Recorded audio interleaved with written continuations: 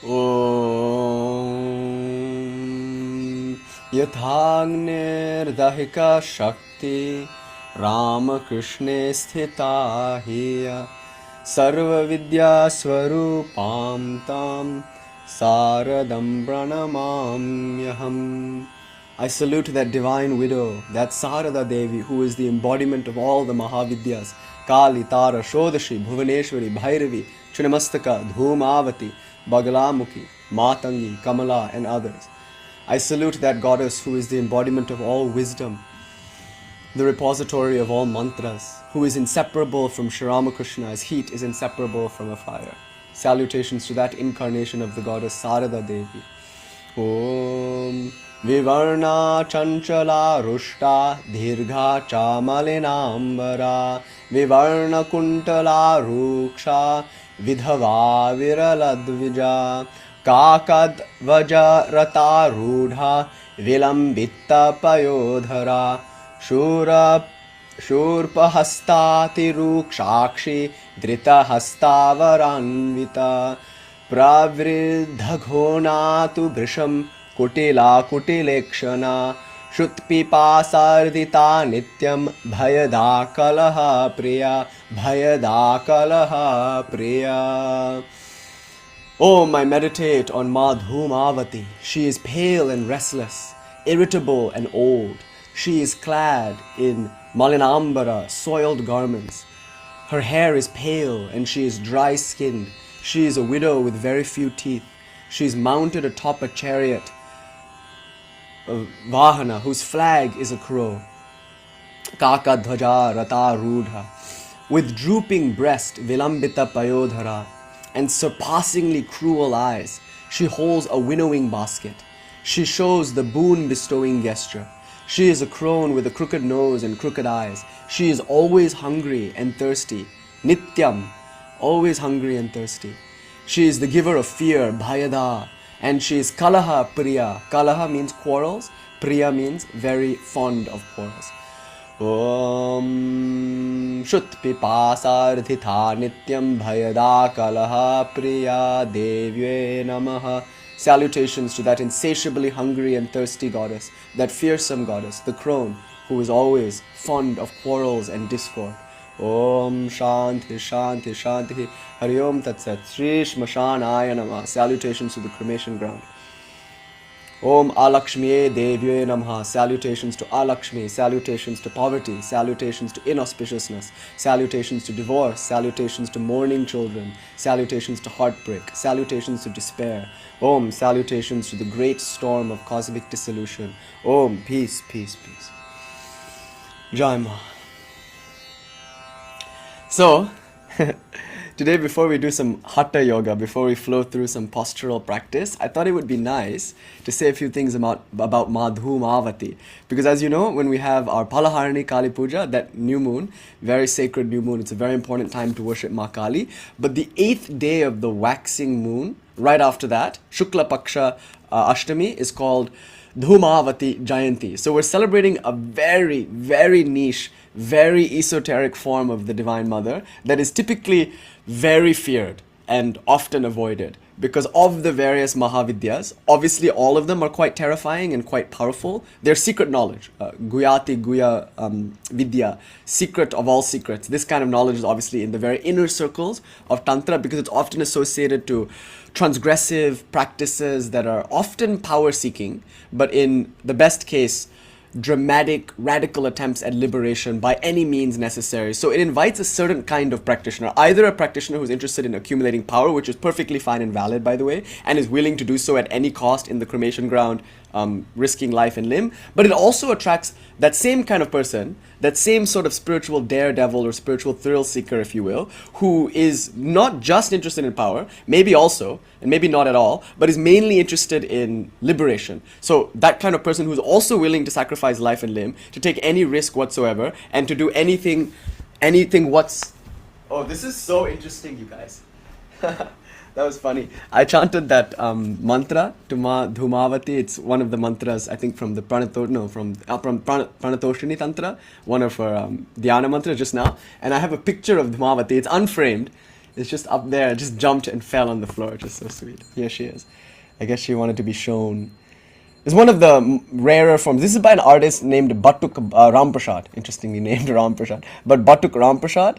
And it's one of the rare forms of Dhūmāvatī. This time she's riding the crow. But in the hymn that I just sang for you, she's not riding a crow. The crow, she's riding something like a chariot maybe, but the crow is described as being on a dhwaja, on a flag. So this kaka, this crow, is on the flag that adorns her vahana, her vehicle, which here is often conceived of as a chariot. So you saw that she's quite scary, and so naturally you have to be the kind of person who is willing to take any and all risks in order to attain spiritual life. So she's almost saying like, enter only those who dare, because I am alaxmī, inauspiciousness. I am jyeshta, the elder. I am the one who is stern and fierce. I am nairiti, I am chaos itself. And it's often said in the tradition that if you want to find Dhūmāvatī, the manifestation of this form of Ma, you're most likely to find her in wailing children, which is horrifying. Like, who wants to hear a child wail, a mourning child? That's a terrible thing. But she's there. She's there in the mourning child, which I think is a really sweet idea because it reminds you that even if you're a child, alone in the world, you've lost your parents, you have nowhere to go, you're horrified, you're crying, Ma is there with you still.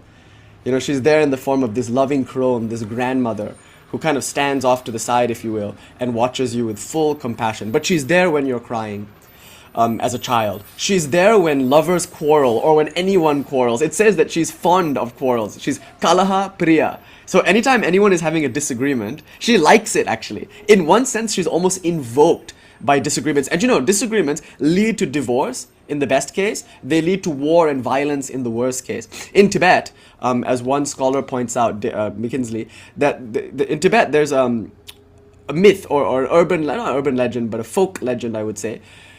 I've never met such a person like this, but it's said that there are people in Tibet who do a particular sacrifice in order to get power from a particular dakini. They're called bokshis, and they're women who typically sacrifice their children or their husband. So usually they sacrifice their male child or their husband, and by doing that ghastly rite, which is kind of scary for, you know, a society to think that its mother would, you know, the source of all protection and comfort, would kill you. That's a horrifying thought. So she would perform the sacrifice, and then she would gain power.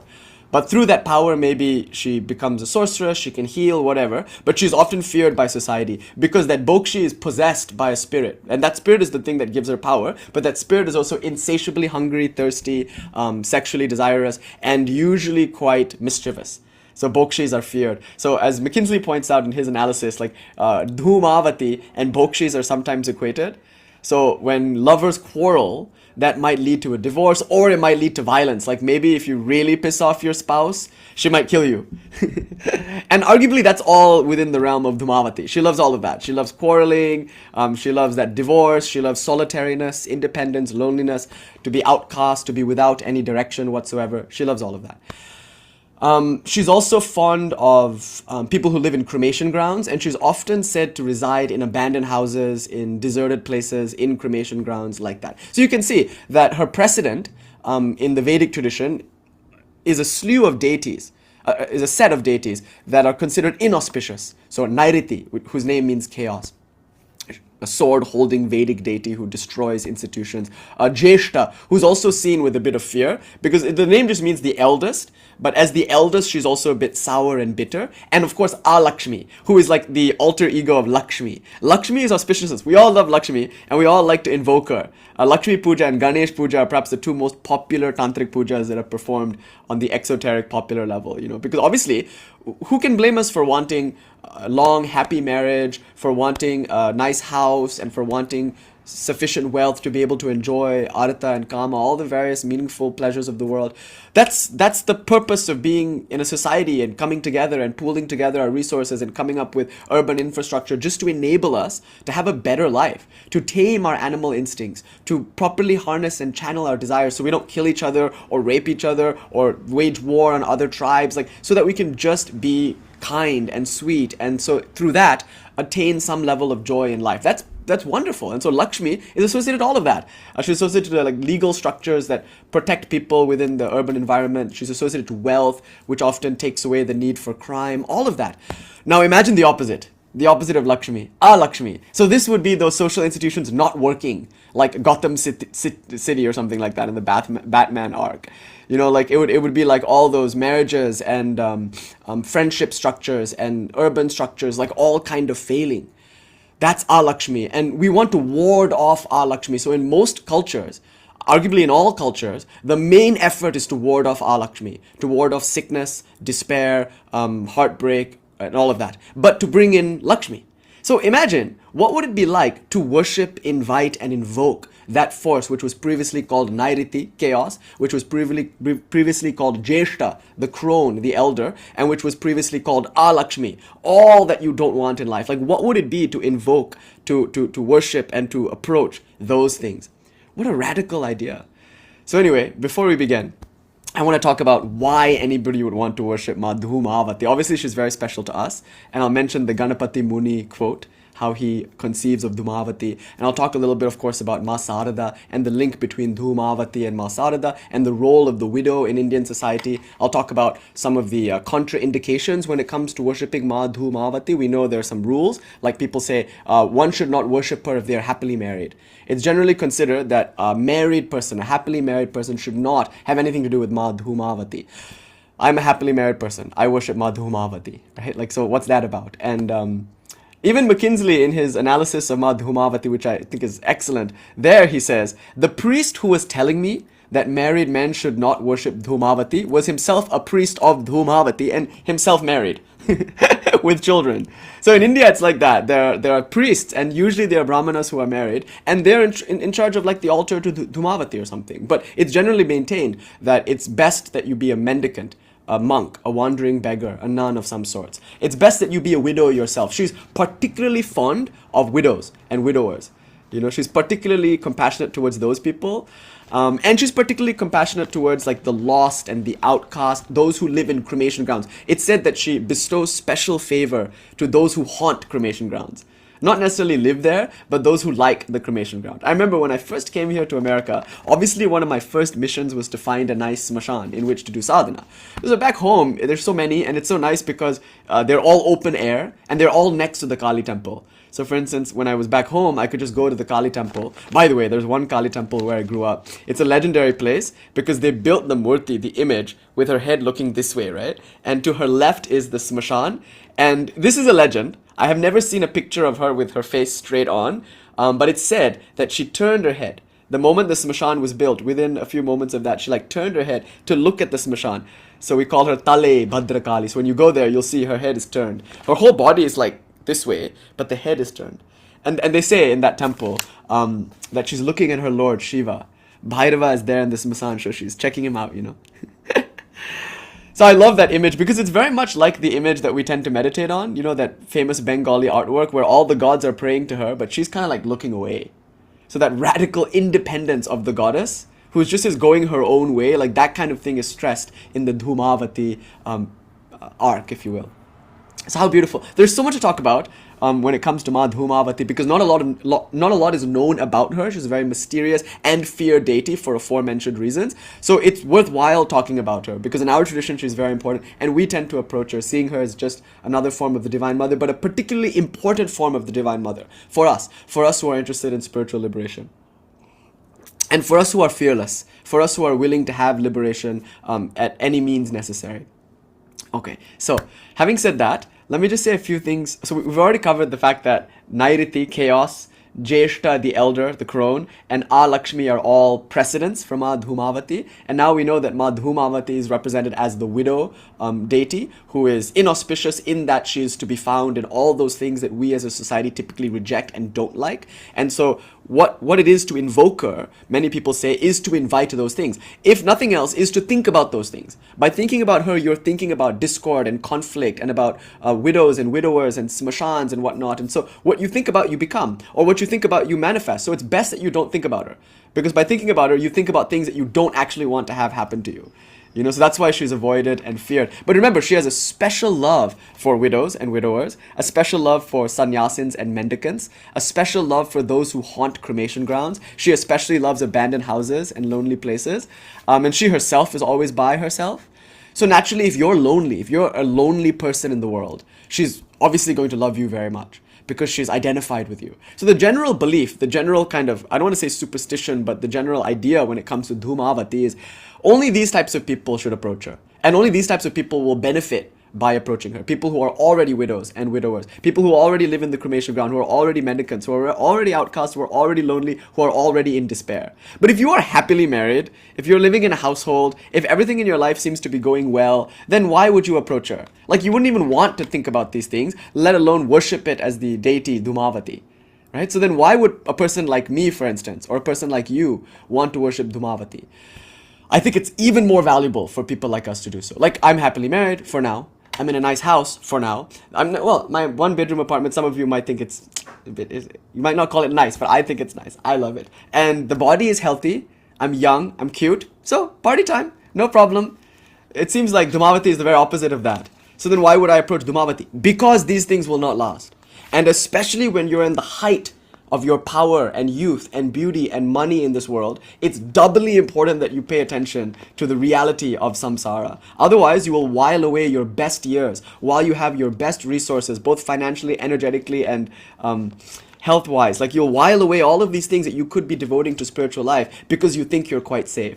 But none of us are safe. Samsara is coming for us all. Death is marching outside our house, waiting to get in. At any time, she could sneak in. At any time, we could lose everything. And so by worshipping Dhūmāvatī, it's a sobering reminder of the dualities of life. It's very much like the worship of the terrible that I keep harping on. So if you want to explore this concept more, why it would be beneficial to look and see for yourself the horrors of the world and keep that in mind in order to make spiritual progress, I would refer to you to that video we did some time back called How to Succeed at Tantra and the Worship of the Terrible. You know, and there's a picture of Vajravarahi Devi drinking her bowl of blood in ecstasy. That's the thumbnail of that video, and you can watch that. There we look at Swami Vivekananda's poems to Kali, and we can see this whole theme of Jaima, the worship of the terrible. This theme of like facing the brutes, you know, looking at the reality of life and allowing that to inspire you to plunge into your spiritual practices, which, as my guru's guru used to say, Swami Brahmananda used to stress, is best done at the height of your youth, beauty, power, and energy. You know, usually we wait till the end of our life when we're all dried up, desiccated hags to do this kind of practice. But Dhūmāvatī comes to remind you that no, do it now, because discord, strife, loneliness, being outcast, being sick, being depleted, all of those things are just around the corner. You can't avoid that as long as you're embodied. So you might as well look at that, accept that, and do something about it, which namely means doing spiritual practice. That's one of the reasons why I think it would be beneficial for householders especially to consider Dhūmāvatī. But like I said, it takes a special kind of temperament, you know. You don't want to put, I would never like preach this out on the streets or like give public lectures on this because it's impolite. Once I asked my guru about it, you know, fired up with renunciation. I was like, Maharaj, how shall I speak about renunciation as a householder to other householders who are predominantly also engaged in activities in the world? Like, how will I transmit this fire of renunciation that is so important in our lineage? And Gurudeva, he smiled at me and he chuckled a little bit because of course I'm young and full of brazen desire to like preach, you know. So he looks at me and he says, politely. Isn't that cute? I'm like, how will I do it, Maharaj? How will I talk about renunciation? He said, politely. Because it would be impolite to go to someone who is having a wonderful day and then lean in and say, all of this will disappear. Everyone will die. You will soon become old and sick. What a terrible thing to do. Don't do that. Don't go into a movie and look at someone who's enjoying the movie and then lean in and whisper into their ears. You know it's all special effects, right? The movie will end. Look beyond the movie to the movie screen. Like, you don't say that. That's impolite. That's not what we mean to do at all. So that's why she's not spoken about. Not because it's a secret, oh, you're not allowed, it's only for certain people. It's a secret because it would be impolite to just brazenly talk about these things in life. We wish everyone an auspicious life, full of health, a long life, with a wonderful house and spouse and mouse and all of that. This is the prayer and wish of every spiritual teacher for every person in the world. May all beings be free of suffering and the causes of suffering. You know, but this woman, this crone, Dhūmāvatī, this old lady, she doesn't really care for these polite, what do you call it, these niceties. You know, she's real and she's really important. And so I love to talk about Mā Dhūmāvatī. In one sense, it's my worship of her. Because just from a human point of view, anthropomorphizing these forces, I just feel so tender-hearted when it comes to Dhūmāvatī because I feel like she's so ignored. What a beautiful form of my divine mother, and nobody wants to talk about her, nobody wants to look at her, nobody wants to love her. Who dares misery love? Who dares hug the form of death? Who dances in destruction's dance? A precious few, a precious few. And as such, who will love her? Because she's there in misery, she's there in despair. Until we get the taste for these things, she will be an ignored aspect of reality, which means an ignored aspect of Ma. Since after all, Ma encompasses all reality, to really worship Ma, to really be her child, is to see her in all phases and love her in all phases. And Dhūmāvatī is one phase of Ma that is particularly difficult to love. And that's why I think any householder ought to worship Dhūmāvatī. It's a sobering reminder of the importance of spiritual life, the importance of attaining non-duality and going beyond the poles of laxmī, alaxmī, auspiciousness, inauspiciousness, sukha, dukkha, good and bad, going beyond pure and impure. So that's why a householder and anybody in the world ought to worship Dhūmāvatī. But another reason why I think people should worship her is just because if you are a devotee of Ma, if you love Ma, then naturally you're going to want to love her in all her phases and all her aspects. So don't just close your eyes and shut off a very valuable and important part of her and just look at some other part and say, oh, I like this part of Ma, I don't like that part of Ma. You know, a friend of mine said, if you don't like me at my Kali, then you don't deserve me at my Lakshmi, something like that. And it's a cute idea. So you have to see that aspect also and love that aspect. And a third reason is because from a human point of view, if you consider each of these like distinct expressions of Ma, then poor Mā Dhūmāvatī is somewhat neglected. You know, everyone likes Kali or Kamala. Everyone loves Tara, and even Bagala, although she's also quite esoteric. Even she gets a bit more of a following, I think. I think you just do like a statistical study of the temples of India and you'll see maybe Dhūmāvatī is in the minority in terms of how many temples are constructed. In Varanasi we went, there's a nice Dhūmāvatī temple there. But in any case, I think she's neglected. Why? Because we're often not willing to look at the things that she represents in our own lives and accept them and love them. Usually we're always running, always avoiding these kinds of things. That's another third reason why I think we should worship Dhūmāvatī. But the fourth reason is most important to me. So we gave a talk some time ago about women's empowerment on issues like menstruation and things like that. And we talked about how it's very difficult for a woman, especially a married woman, particularly difficult for women, but I think truly for everyone, especially those who are, you know, with children, with families, with jobs, those who are with responsibilities. It's very difficult sometimes to feel like you have the right to do spiritual practice or that you have the right to think different thoughts from all those around you. So independence, especially for women, is one of the main functions of the Mahavidyas as a mythological structure, you know, because they remind us that the goddess is independent. Because each Mahavidya demonstrates a sort of assertion, self-assertion, independence, a willingness to step away from her marriage, from her household, from her societal structures in order to go on her own quest. Spiritual life, as Swami Vivekananda said, is a flight of the alone to the alone. It's an independent, solitary quest. Now, one doesn't need to actually like leave their household. Of course, that can be helpful for some, but disastrous for others. It's perfectly fine, as Sri Ramakrishna would point out again and again and again, to practice spirituality within your household, within your family, while doing your job. Heck, that's the revelation of Swami Vivekananda, that you gain nothing from running away to the Himalayas to die in some cave. And nor should you plunge into the vanities of the world with attachment and desire for outcome.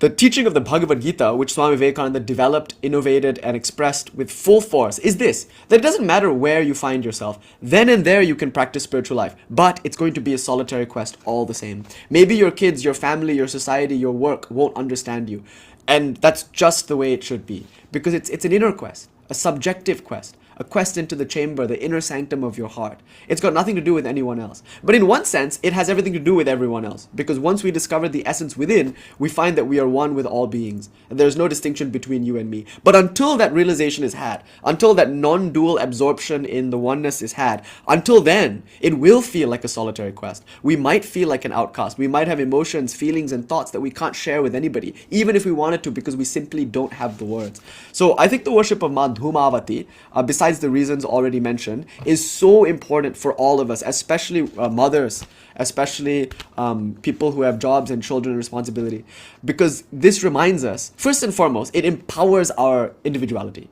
When you worship Mā Dhūmāvatī, Jai Ma, you feel like, you know what? It's okay for me to light some candles and take that bath. Just to be a bit flippant. I don't think this is flippant, because I think for some mothers it could save their lives to just take some time for themselves to have a bath and read a book that they've always wanted to read. Maybe they're struggling to do that. They're struggling to justify it to themselves that they like can do this. Worship Mā Dhūmāvatī. She will bring this attitude in you. This strong attitude of like self-assertion. I can have my bath if I want. Do you know why? Because one day I'll be dead and all of you will be dead. So I will seize the day. Carpe diem, carpe noctem, So that's one thing. So if you don't have this strength yet to do your own thing, to go on your own quest, which is essential in spiritual life, worship Mā Dhūmāvatī. It'll give you an independence, a self-assertion, a sort of willingness to go against the grain because you no longer fear the consequence. Jai Ma. Yes, that's wonderful. How lucky to have such a mother like that. It's like you don't fear the consequence. And is it irresponsible? Heck, maybe. I don't know. But your greatest responsibility is to your spiritual life, because that will bless everything. By the way, if you do your sadhana, then through your sadhana, that which would take 3 hours can now take 30 minutes. Is that not a gift to your family? So your sadhana is the main thing. It's like that joke about the guy who was trying to chop a tree down, or he was using a saw or an axe or something. And his axe was dull, his saw was dull. And a passerby came and said, "My good sir, why don't you sharpen the saw?" And the guy said, "I have no time to sharpen the saw. I'm busy sawing down the tree. I can't step aside and sharpen the saw. I have to get this done by noon," or something. So it's like that, how we are too busy to get gas. And so we're driving, our car breaks down. So it's like this kind of self-care thing. I don't even mean it in like a self-care way. I mean it in an intense sadhana kind of way. Like it can be hard for many people to like justify because they have kids, family, spouse, like that. Worship Mā Dhūmāvatī. You'll see something will awaken in you where you just don't care. You'll be a bad bitch, I'm telling you. When you worship Mā Dhūmāvatī, you get her feeling of just independence and self-assertion. So worship Mā Dhūmāvatī. Then some of you are willing to like assert yourself, but then you are immediately beset with guilt and shame, right? Some of you will take that bath. You will sit down and meditate, but afterwards you'll feel like, I ought to not have done that. Worship Mā Dhūmāvatī. Then you'll feel like that guilt, that shame will be assuaged. You'll be focused in your spiritual life, and she'll protect you from this feeling of being beholden to everyone, To be your own person is so important in spiritual life, in any kind of life. The great geniuses, genii, in any field, whether it's science or art, they've all been willing to go their own way. And what to say of spiritual life? So I think worshipping Mā Dhūmāvatī, the thing that I'm most interested in when it comes to this modern context, is the kind of independence and self-assertion that it engenders in the worshipper. And also the kind of realism that it brings about in your worldview. Because it's a sobering thing, a sobering, mom guilt be gone. Devi knows best. Devi is a very good example. How she's embodied fully as the Divine Mother, taking care of her children as a Dakini, as Kali, never forgetting her true divine essence and never forgetting to dance and to be possessed by the Devi.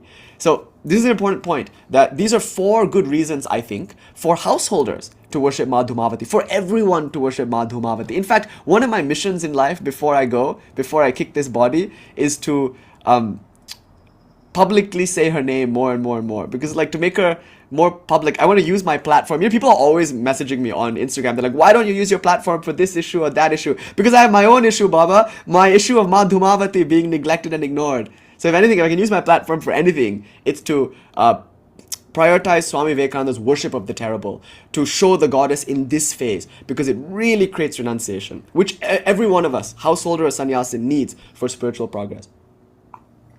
Summarize our entire tradition in one word. Summarize all of India in one word, and this is the word you'll get: renunciation.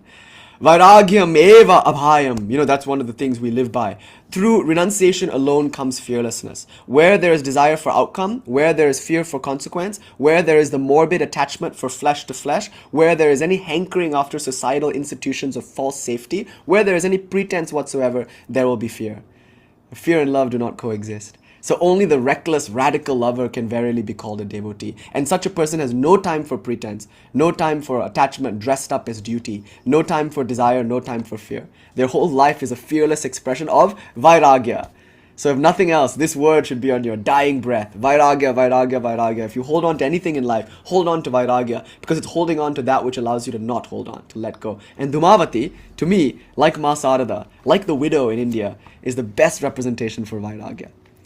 So that's why I think these are 4 reasons to worship Dhūmāvatī. Reason number 1, I forgot. What was reason number 1? The 4th reason, I got kind of carried away.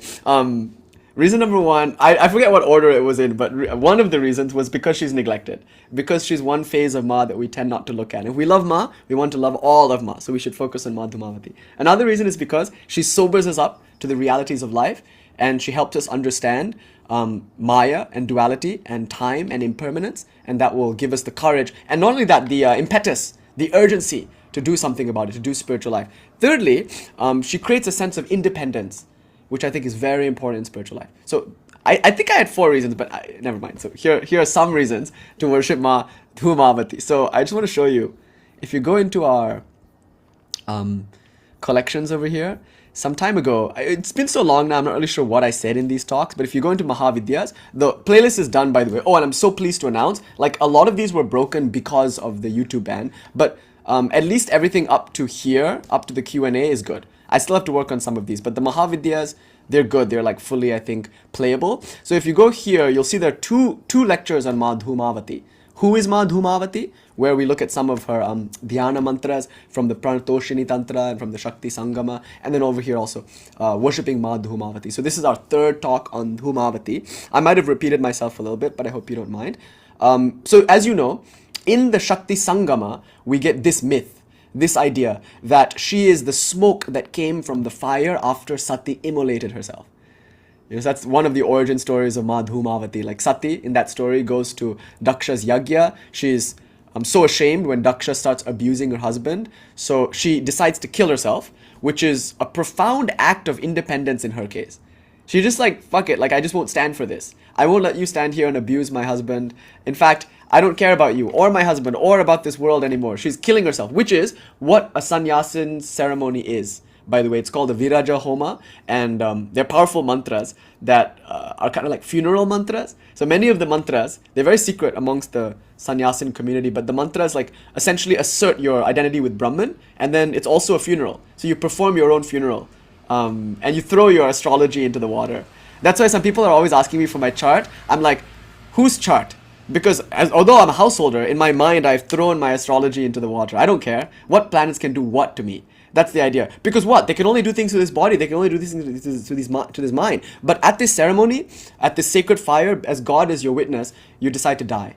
So you do your own funeral. So you can see, she self-immolates, which is exactly what we do at the Viraja Homa. So she jumps into the fire, bus. She dies, right? But the smoke that comes out, that's Sati, because she's unkillable. You can't destroy Sati. She's transformed, you see. So when Sati jumps into the fire, she's not killed. It wasn't an act of suicide. It was an act of transformation. You see. So now she's the smoke. Sati becomes the smoke. And that smoke is kind of, it's like it itself is a sannyasini because it never stays still in one place. Always changing, always transforming. Sri Ramakrishna would describe the desires of one who is renounced as a kind of like burnt rope. The moment you touch it, it dissolves. So it's only like a show of anger, but actually there's no real anger there. Similarly, she's like smoke. There's no personality, there's no form there. But that is a form. The form of formlessness is Dhūmāvatī, which comes from the fire of transformation, which can only come through self-surrender. Imagine, friends, your joy if right now you decided that you're already dead. Can you imagine if you decided to live the rest of your life a ghost? That's why I talk to people with suicidal ideation a lot. And it's a veiled moksha impulse, you know? Sometimes I'm unsuccessful, sometimes they jump, GG. Other times, they're willing to understand that, no, actually what they want is moksha and that they can't achieve it through breaking the body. It reminds me of that one story where a sannyasin, a brahmachari recently became a sannyasin and his guru gave him the mantras. And then he gets so excited, he's like, I will renounce everything. And he decides to jump into the fire. He's about to throw his body into the fire and the guru starts laughing. And he says, why are you laughing, Gurudeva? I am making the ultimate sacrifice. The Guru said, Hare, first ask yourself, is the body yours to be given up in the first place? It's not. The body doesn't belong to you. The very fact that you think you can destroy the body implies that you think it's your body. You've not mastered renunciation. It's an act of attachment. Suicide is an act of great attachment. This is not suicide. It's different. It's spiritual suicide, which I think we should all right now commit. In other words, light a fire and sit in front of the fire and say, I commit spiritual suicide, which means I no longer identify with the person I think I am. I don't care anymore. I don't care what happens to me. I don't care what happens to my house, my spouse, my mouse, because I'm already dead. All those things that would have mattered to me when I was a living person don't matter to me now because I've already given them all up. You know, like, how can you imagine that freedom? That's what sannyas is, by the way. Now it's become like a whole institution. But in India, anybody can do it at any time. And in one case, it means you leave everything behind. But I don't think it has to mean that. Sri Ramakrishna was a sannyasin, yet he was a married householder too. In other words, it's an inner attitude. It's not about the cloth that you wear. Kabir says, what color? I see, oh, Baba, your cloth is dyed orange. But what color is your heart dyed? You know, like that. Sannyas is so important. It's important for all of us. But you can do it now by becoming a ghost. And that's what Dhūmāvatī represents. You just jump into the fire of jnana, of knowledge. And then by jumping into that fire, you are transformed. Your earthly life is gone. And it doesn't mean that you need to give up anything. they've given you up almost. So like now you continue, right? You continue being a parent, a spouse, you continue going to your work and all that, but no longer do you care because you're already dead. You know, so that's why sometimes when I talk to people with suicidal ideation, I find that like right as they, you know, sometimes something stops them and then they'll come and tell me about it. And then the rest of their life, I'm saying like now you're free because luckily you didn't destroy the body. But in one sense, you've already destroyed the mind. So now who cares if you move to Spain? Like move to Spain. Or move to Varanasi and live on the banks of the Ganga. After all, aren't you already dead? And insofar as you've already killed yourself, now you have an opportunity to enjoy life as a ghost. It's a free life, a wonderful life. So when we look at Kali, Dhūmāvatī, sometimes we find that her skin is smoky in color. Or like even Bhairava, you know, Dhūmravarnakam, in the mantra for Bhairava, his skin is smoky. So I think this smokiness, it's very important because it means that I'm a ghost. So what about this, friends? Like what if you saw yourself as ghost, as already dead? In fact, if you look at everyone as already dead, if you looked at the world as already a cremation ground, it would be so wonderful. It's kind of like how people, their first hit of this, I think, in the West was through the that Robbie Williams movie. Robin Williams? No, Robbie Williams is the musician. Robin Williams is the what's that movie, the one where he's a teacher and then everyone loves, oh, Dead Poet Society, right? He's saying like carpe diem, like he takes all these boys and he shows them pictures of dead people. And it's like, look, they're all dead, just to remind you that you are also going to die. And then he's like, you know what they are? They're food for the daisies. So carpe diem, you see, you're only able to seize life, you're only able to really live after you've decided to die. Because what we're dying to is the pretense of being a person with responsibilities. You know, what is duty? It's a mound of bullshit made fragrant with rose perfume. Swamiji used language like this. It's morbid attraction from one set of atoms to another that we dress up as duty. But if you're a ghost, then you don't do anything out of duty. You do everything out of love, without any desire for outcome. So I think with that, Dhūmāvatī is very special. Because in the Shakti Sangama, you can see what she did is she immolated her ego, her previous idea of who she was, and as a result she became transformed to this like smoky, luminous reality that is not fixed, that is free, like that. Yeah, so that's a nice question, Anahata Devi. So anyway, one thing, as I think like, you know, the feeling of like, okay, just look at your life up till now and then think, I'm really glad that everything happened, everything was really beautiful, it was wonderful, and then just think, this was it, this was my life, right? And just like make your peace with that, sit down in Shavasana, imagine you're being cremated, and then when you come out of that, then you feel, and we'll try this in a little bit, then you'll feel like, now whatever happens is just icing on the cake, because I've already lived my life, you see. Let's say you're 25, okay, good, from when you were born till when you were 25, that's your life. Some people die when they're 25, so you can like make believe, you can be like, actually, it was a bus accident, I died, 25 was it, that was my life, good, it was a wonderful life. Now let's just see what happens. I'm no longer attached to it as my life, like that. You see, so I think that's one thing what Dhūmāvatī can help us with. So anyway, having said that, we've given 2 talks on Dhūmāvatī before, and we explored this idea that she is the smoke that comes from Sati's immolation. That's in the Shakti Sangama Tantra, I think. But then in the Pranatoshini Tantra, there is a more popular myth, the one that we typically associated with Dhūmāvatī, because this is a myth about also her independence and assertion, but in a more obvious way. So she's sitting with Shiva, Sati is sitting with Shiva, and she's hungry, and she complains to Shiva about her hunger. And Shiva is like, not right now, not right now, or he's busy meditating or something. So he's, you know, the transcendentalist par excellence. He's not interested in the body or the affairs of the body. Whereas she, Sati, Parvati, Kali, is immanence par excellence. So sometimes there's a tension between these two things, as you can see in Indian spiritual traditions too. So of course, the Mahavidyas are strongly Shakta in orientation, meaning they lean towards immanence, towards the body and towards the mind, even with this renunciation modality. So with that said, so she's asking Shiva for food, Shiva doesn't want to give her any food, and she says, okay, fine, then I'll just eat you. So she devours Shiva. So this idea of like the praying mantis, right, which eats its mate, that idea, she devours her husband. And you see this idea also in the Krama Kalikula, like in the Maharta tradition with the, I don't even know if you can say her name out loud, but you know what I'm talking about, the 12th Kali, Mahabhairava Chandhogra Kali, like the really, really fierce Kali. That 12th Kali in the cycle, she devours even the Purna Hankta, the fully expanded eye. So even Shiva gets devoured in the end by this Mahabhairava, Mahaghora, supremely fierce Bhairava Chandhogra Kali. All of those names, by the way, for Kali just emphasize her fierce aspect, which you can see with Dhūmāvatī is also true. So she devours Shiva. Now she's a widow. She's a widow because she ate Shiva, right? She devoured her own husband. So again, a radical act of independence and self-assertion. Then something happens. Shiva can't be killed. He's in her belly. And in one version of the story, he's so hot in her belly. Shiva's a spicy cookie, I think, because of all his tapasya is full of heat. So smoke starts to come out of her mouth and she becomes smoky because of Shiva being digested in her belly. But Shiva says, oh, you've eaten me, huh? Fine. Then I curse you to wander this world a widow. So not only has she eaten her husband, she's also reviled and cursed by her husband. So she's like a form of the goddess that even Shiva has a problem with. Naturally, because even Shiva gets devoured by her. So I think that's a really remarkable idea that like this is for the highest spiritual person. There's even one step higher than that only this reality can give. So we've commented upon this at length in those previous videos, talking about like transcendence and immanence and why this is a movement away from transcendence and how that theme is carried out throughout the Mahavidya sequence. I won't touch on that now. I just want to say that those two videos will explore more like her dhyana mantras and her origin stories and some of the symbology associated with like say a crow, which is all about death and war, and like the cremation ground and all of that. So we explored those themes a little bit more directly there. But also I want to point you to something else that I think is very important.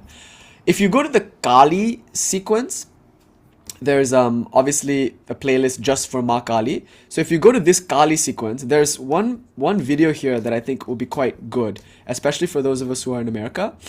This one, Ma Kali in other cultures. So this is important because here we take up Usha Harding's research into Kali as an archetype that appears in other cultures also. And particularly we looked at the Morrigan, An Morrigan in the Celtic and Gaelic tradition. One-to-one match with Dhūmāvatī, because she's considered an inauspicious goddess who reveals to us the problems of life. So for instance, right, let's say someone says, oh, you know what I want? I want to be wealthy. So An Morrigan appears, and she appears as like a hag in dirty clothes with a crooked nose, and she comes and she says, oh, my child, did you say you want to be wealthy? Okay. And then she gives it. And the very next day, someone cuts your throat in your sleep because you're jealous and they want your wealth. That's what she does. So she's like a what do you call rabbit's foot, monkey's paw? What is that? How you have a thing where you make a wish but it backfires? So in the Gaelic Celtic tradition, that's where it's coming from. This idea that like you can make a wish, but it's gonna backfire. Say, oh, you're attracted to somebody, and you say to the An Morrigan, she comes to you when you have a desire, and then you say, you know what, Ma, I want that person to fall in love with me. And then she will, but then her jealous lover will kill you. Like that, these stories of the An Morrigan, like that's why she's feared, because if an old woman were to come to you in the forest and ask you for give you a boon, don't accept. Because if you take what she gives you, you have to take some dark outcome that you never saw coming. Isn't that just Maya?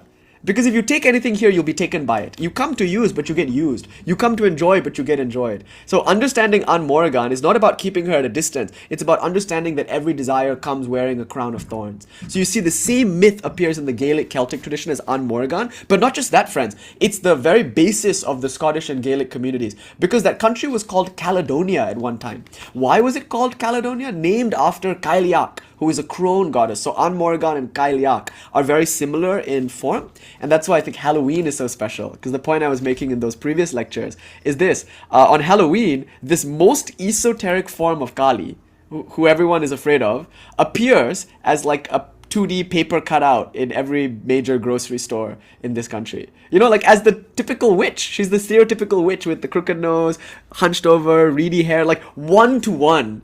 The Western American Halloween witch matches the dhyana mantras for Mā Dhūmāvatī. So she's important to me also as a kind of cross-cultural reference between the Western countries, many of them who have Gaelic and Irish roots, and of course the Eastern countries. You can see the clear transmission here between the two deities. Okay, so having said all of that, let's now do a practice. And in our practice, obviously just to stay on theme, I want to do Kakasana with you, crow pose. I mean, duh.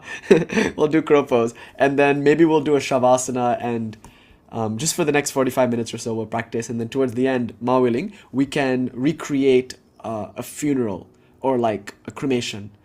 You know, one sadhu told me he was very sick, deathly ill in his apartment in Varanasi. And he was by the window, just kind of convalescing from fever. And on the street outside, there was a funeral procession. And they were bringing a body. And when we were sitting recently at Harishchandra Ghat, it was kind of like interesting to see that a lot of these were young men. You know, Vijay pointed out, she's like, The last three we saw, they've all been young men. And it was true, you know. And it was so, it just to sit in the smashan like that, it's all open air. There's some European tourist off to a side, like taking a photo. There's the family mourning. There are the sadhus. There are the dogs. There are the goats. You know, it's like really, it's a scene. So he's there. He's lying, convalescing, and there's a funeral procession coming. And he said to me, this sadhu, he said to me, suddenly, in my fever delirium, I stopped feeling like I was in this body, and I started to feel like I was in that body, being carted down on the funeral pyre, like on the, you know, the, what do you call it, like a palanquin, being carted down on the palanquin towards the funeral pyre, and all around me I could hear the chants, that Rama mantra that they chant. And he said he really felt like he was the one being cremated, and that was a very important moment for him spiritually. Having watched many cremations, obviously this can be helpful for you, like if you've seen them.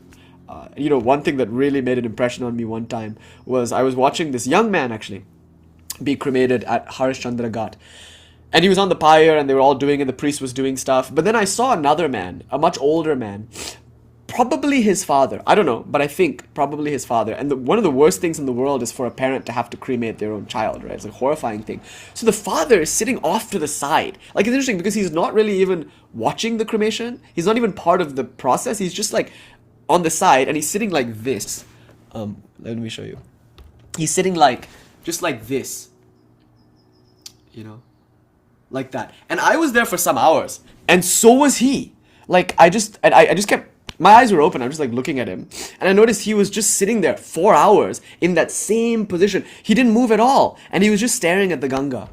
And in Varanasi, when you look across the Ganga, there's like another bank, and the sunlight shimmers, and you see camels. There are camels on the other bank, which is really interesting. But it's interesting because the forms of camels kind of appear and disappear. Cows and people and boats, they just kind of appear, and it's all just this shimmering in the distance. And I always liked it because I felt it was such a good symbol for Maya. Like, these forms are coming and going, and I would just sit on the banks and like look at this shimmering in the distance and think of Maya. And then I saw this man, and his eyes were fixed, you know, on the horizon. And the whole day, just the sun set, and he was totally dead to the world, to the surroundings. He was oblivious. And I saw, this is smashan vairagya, we call it. When you go to the smashan, you gain this sudden absorption. We sit and we try to meditate all day, but then this man is plunged in deep meditation. Who knows what will come of it? Maybe he'll become a sannyasin.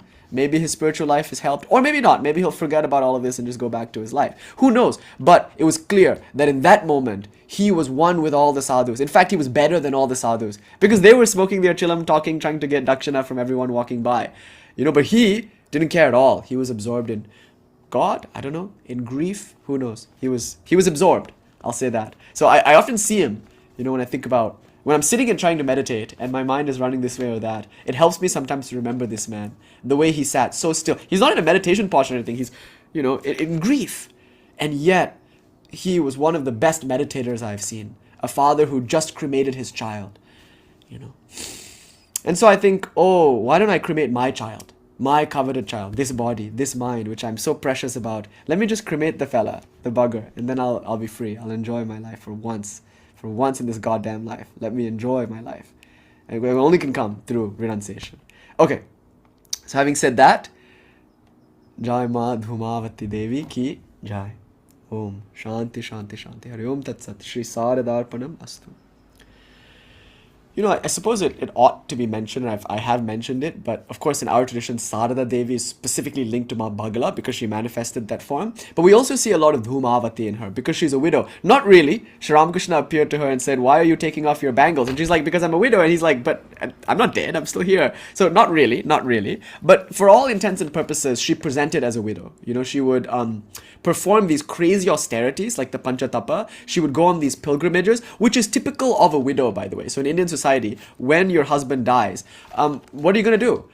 Wander about, go to temples, do pujas, like do austerities. And the reason, this is so beautiful, the reason Holy Mother did the Panchatapa, one of the most intense austerities of the tradition, is because she was feeling grief. I kid you not, she was so sad that Sri Ramakrishna was gone, she needed a way to like deal with her grief.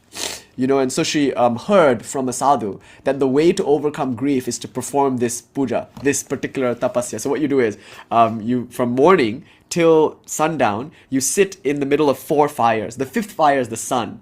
And this is best done in the summer. And an Indian summer is not like anything else. It's so hot. You fast the whole day. You don't drink any water. You don't eat any food. And from sunrise to sundown, you sit between 4 fires and the 5th one above, and you just meditate all day. You do japa all day. And she did that for a period of time. We visited the spot, actually, where she sat and did that. Unfortunately, it's closed off.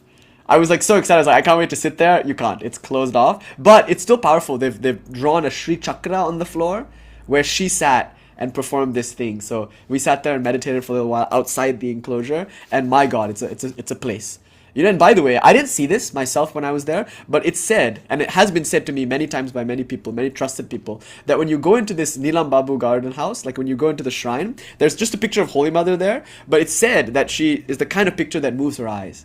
So she says, it said wherever you sit in the room, she's looking directly at you. And if you change spots in the room, her eyes seem to change. I didn't notice this. Actually, I came and sat in the room, but I was a bit flustered. There was like a Swami was adding us to a WhatsApp group, and I was with a group. There was a group of our Indian Sangha with us, and like I was not in the right frame. I was a bit flustered. So I went to the room, I sat, nothing happened. But I've heard from many people that the eyes move around. And in any case, Holy Mother, she performed her most intense austerities, arguably, after Sri Ramakrishna passed away. And she went on pilgrimages. And so, in a sense, we look upon Holy Mother as Mā Dhūmāvatī, especially when we look upon her as an older woman. And you can see, it's all infinite compassion. Just infinite love. She's not quarrelsome. Far from it. She's the opposite. She reconciles all quarrels. She puts to rest all agitation. She is not fond of wailing children. She's the mother that runs to the child who wails to scoop him up in her arms and console him.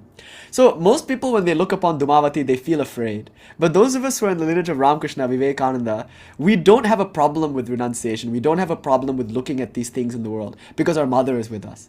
So when we look at Dhūmāvatī, and in fact when we look at Kali, the secret of our tradition is we look at her through the lens of Holy Mother Sarada Devi. We look at Sarada and we know this is what Kali really is. This is what Dhūmāvatī really is. I don't need your tantric superstitions. I don't care what people are saying in the marketplace. I have access to the goddess direct.